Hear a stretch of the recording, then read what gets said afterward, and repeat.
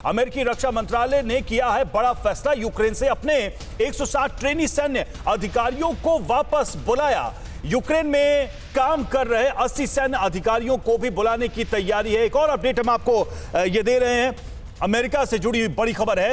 80 सैन्य अधिकारियों को बुलाने की तैयारी में है अमेरिका यूक्रेन से।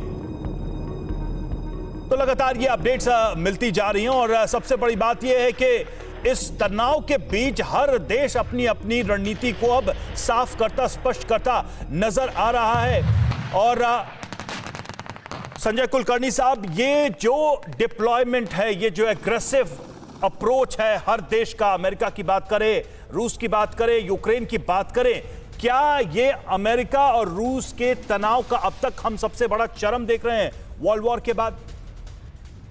जरूर रवि, बात थोड़ी समझनी पड़ेगी हम लोगों को कि 30 देश जो नाटो के हैं वो एक रूस के बरखिलाफ खड़ा है। रूस बार बार कह रहा है कि मेरे स्फीयर ऑफ इन्फ्लुएंस में आप मत आइएगा। इसके बाद ये जो बातचीत हो रही है, चाहे शब्द इस्तेमाल हो रहे हैं, हिस्टेरिया, प्रोपेगेंडा, पैनिक, ये सब देखने को मिल रहा है। लेकिन बात ये है कैपेबिलिटीज और इंटेंशंस। कैपेबिलिटीज मतलब अभी जो है सब कोई दिखाने की कोशिश कर रहा है कि मेरे पास क्या है, मैं क्या कर सकता हूं। इंटेंशन जो है वो बातचीत के द्वारा सुलझाने की कोशिश हो रही है। जैसे सज्जनार साहब बता रहे थे, बातचीत के द्वारा ही हल निकलेगा, इसमें कोई शक नहीं है। और दूसरी बड़ी बात यह है कि रूस जो है अपने जितने भी है, रूस का मानना शुरू से यह रहा है कि नाटो जो है, और खासकर जब 91 में जब रीयूनिफिकेशन जर्मनी का हुआ, सोवियत यूनियन जब अपने 15 रिपब्लिक टूट गया, उस वक्त एक तरीके से मिखाइल गोर्बाचोव को एक आश्वासन दिया गया था